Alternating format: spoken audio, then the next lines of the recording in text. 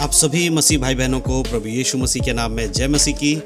परमेश्वर के नाम की स्तुति और महिमा हो। इस नए वीडियो के माध्यम से मैं आप सभी का फिर से स्वागत करता हूं।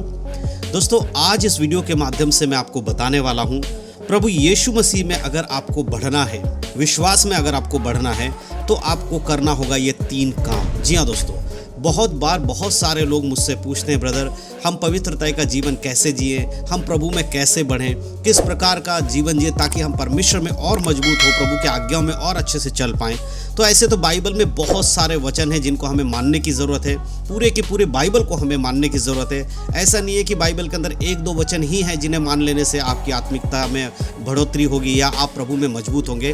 पूरी की पूरी बाइबल को आपको समझना होगा और बाइबल के अनुसार जीवन जीना होगा, तभी आप प्रभु में बढ़ पाएंगे। लेकिन जब भी मैं अपने वीडियो में ये बताता हूँ कि 3 वचन मैं आपको बताने वाला हूँ या 3 बातें मैं आपको बताने वाला हूँ आत्मिकता में बढ़ने के लिए, यीशु मसीह में बढ़ने के लिए, तो इसका ये मतलब नहीं होता है कि यही 3 वचन मान लेने से ही आपकी आत्मिकता बढ़ जाएगी। परंतु ये 3 वचन जब मैं लेता हूँ या 3 बातें जब मैं आपको बताता हूँ या 5 बातें मैं आपको बताता हूँ, उसका मतलब यही होता है कि मैं आपको एक उदाहरण दे रहा हूँ कि इन वचनों को भी आपको अपने जीवन में लागू करना है, इनको छोड़ना नहीं है, इन बातों पर विशेष गौर करना है, तभी आप प्रभु में अच्छे से बढ़ पाएंगे। लेकिन बहुत बार ऐसा होता है, लोग हमारे वीडियोस में आके कमेंट करते हैं कि ब्रदर आपने 3 बातें बोली हैं, 5 बातें बोली हैं, क्या इतने को मान लेने से ही हमारा काम हो जाएगा, हम प्रभु में बढ़ने लगेंगे? नहीं मेरे प्रियो, ऐसा बिल्कुल भी नहीं है। जब भी हम ऐसी कुछ बातों को लेते हैं, 3 हो या 5 बातें आपको बताते हैं, वो सिर्फ उदाहरण के लिए होता है ताकि आप अच्छे से समझ सको उन वचनों का अर्थ क्या है, उनके अनुसार चलने का मतलब क्या है। बाकी बाइबल में और भी बहुत सारे वचन हैं जिन्हें हमें पढ़ना है, उनके अनुसार हमें जीवन जीना है,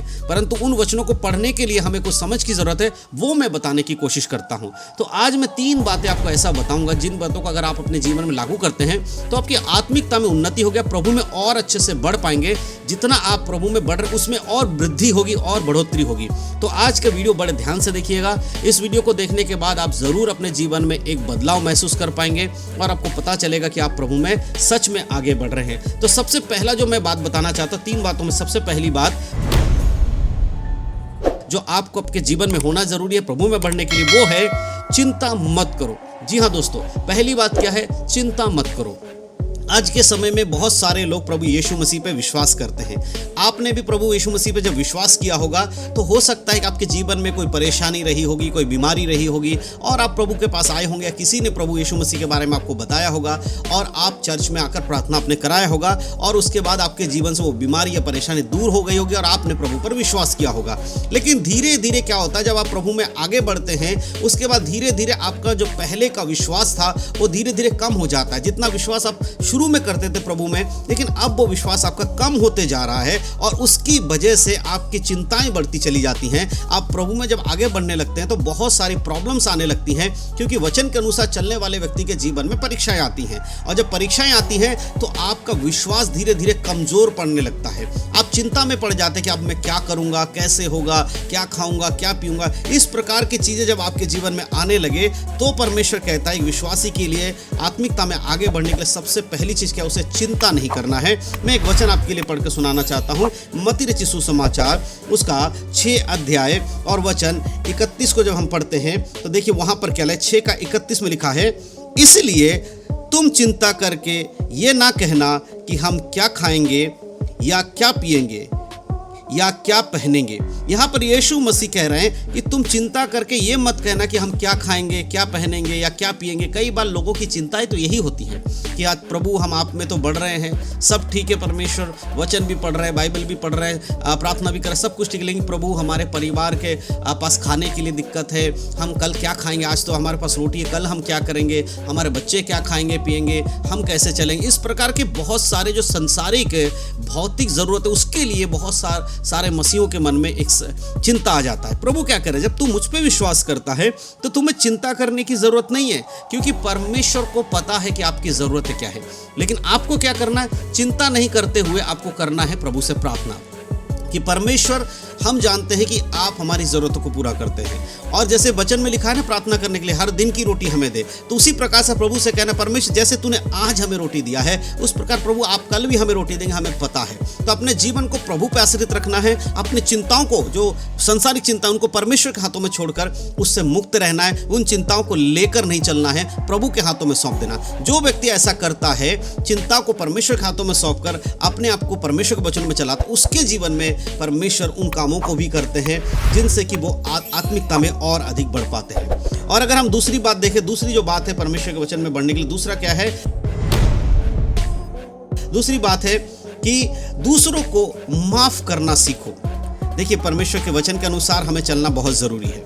कई बार लोग परमेश्वर के पास क्षमा मांगते हैं, हमने गलती कर दी, प्रभु हमें क्षमा कर दो, लेकिन खुद किसी को माफ करने नहीं जाते या खुद किसी को माफ नहीं कर पाते हैं। अगर आप दूसरों को क्षमा नहीं कर पाते हैं तो क्या आप आत्मिकता में बढ़ सकते नहीं? इसीलिए प्रभु का वचन कहता है दूसरों को क्षमा करो। अगर मत्ती के 6 अध्याय के 15 को हम पढ़ेंगे तो वहां पर देखिए क्या लिखा, वहां लिखा है, प्रभु यीशु मसीह कहते हैं, और यदि तुम मनुष्य के अपराध क्षमा करोगे तो तुम्हारा पिता भी तुम्हारे अपराध क्षमा करेगा। यहाँ प्रभु क्या कह रहा है? यदि तुम मनुष्य के अपराधों को क्षमा करोगे तो तुम्हारा पिता भी तुम्हारे अपराधों को क्षमा करेगा। है ना? बहुत बार आपने गलती कर दी और आप प्रभु के पास आके क्षमा मांगे, प्रभु मुझसे गलती हो गई, मुझे क्षमा कर दो। लेकिन प्रभु कह रहा है, अगर जब तक तुम दूसरों के अपराधों को क्षमा नहीं करते तो क्या परमेश्वर तुम्हारे अपराधों को क्षमा करेगा? आज बहुत सारे मसीह लोग, जो ऐसे लोग हैं जो आपको सता रहे होंगे, हो सकता है आपके आस पड़ोस के जो लोग हैं वो आपसे बैर रखते हैं, आप प्रभु में विश्वास करते हैं, इस वजह से वो आपसे शत्रुता रखते हैं, आपसे अच्छे से बात नहीं करते हैं, आपके संग उठना बैठना नहीं चाहते हैं, आपको निंदा की नज़र से देखते हैं, आपको भला बुरा बोलते हैं। तो ऐसे लोगों को आपको क्या करना चाहिए? क्षमा कर देना चाहिए। अगर आप उनके बर्ताव के कारण, उनके बोलचाल के कारण आप उनसे मुंह फेर लेते हैं, उनसे आप दूर दूर रहते हैं, आप उनसे बात करना नहीं चाहते हैं और आप उन्हें क्षमा नहीं कर रहे, तो क्या आपको परमेश्वर क्षमा करेगा? नहीं मेरे प्रियो, ये समझना है। ये बाइबल के वचन जो हम गहराई से समझेंगे तभी पता चलेगा कि प्रभु की इच्छा क्या है। दूसरों को क्षमा कीजिए, आप उनको क्षमा कर दीजिए। परमेश्वर वो नहीं जानते कि वो क्या कर रहे हैं। प्रभु यीशु मसीह ने कलवरी क्रूस पे यही तो किया, उन्होंने अपने शत्रुओं को क्षमा किया, जो उनके हाथों में पैरों में कील ठोक रहे थे, उनको प्रभु यीशु मसीह क्षमा कर रहे थे। और यही हमें सिखाते हैं। इसीलिए दूसरा काम क्या है यीशु मसीह बढ़ने के लिए? दूसरों को क्षमा करना जरूरी है। और तीसरी बात जो है, हमें प्रभु में बढ़ने के लिए, यीशु मसीह में बढ़ना है, तो तीसरा काम हमें क्या करना होगा? लालच नहीं करना है। तीसरा काम क्या है? लालच नहीं करना है। आज बहुत सारे मसीह लोगों के अंदर लालच भरा हुआ है। लालच मतलब आज बहुत सारी चीज़ें उनके पास है लेकिन कल और चाहिए। किसी के पास एक गाड़ी है, उसे 2 गाड़ी चाहिए। किसी के पास एक मकान है, उसे 4 मकान चाहिए। आज बहुत सारे ऐसे पास्टर्स हैं जिन्होंने एक घर उनके लिए काफ़ी है कि भाई एक घर में रह सकते अपने परिवार, लेकिन उनके प्लॉट एक करके 4-4 मकान खरीद के उन्होंने किराए पर लगा रखे हैं और ऐसे करके 4-4 और प्रॉपर्टी बना रहे हैं, यानी कि उसको मल्टीप्लाई करने के चक्कर में लगे हुए हैं। बहुत सारे विश्वासी पास्टर सब यही करने में लगे हुए हैं। प्रभु क्या कह रहा है? लालच नहीं करना। एक चीज मिल गया, अगर तुम्हें 1 रोटी की जरूरत है, तुम 10 रोटी के लिए क्यों लालच कर रहे हो? एक में तुम्हारा पेट भर रहा है ना, प्रभु उतना दे रहा है ना, तो उस बात को समझना बहुत जरूरी है। इसके लिए हम एक वचन पढ़ेंगे, नीति वचन 1 अध्याय और उसका 19 आयत। यहां पर लिखा है, सब लालचियों की चाल ऐसी ही होती है, उनका प्राण लालच ही के कारण नष्ट हो जाएगा। सारे लालची लोग जो है उनके प्राण कैसे नष्ट होंगे? लालच के कारण। लालच करते करते करते करते पाप करना शुरू करेंगे। पहले लालच किया, कुछ पाना है तो थोड़े पैसे ला, फिर उस और भी लालच का मन में आया तो उसको पाने के लिए गलत तरीके से पैसे कमाना शुरू कर दिया, गलत तरीके से चीज़ों को करना शुरू कर दिया। धीरे धीरे वो पाप में बढ़ते चले जाते हैं।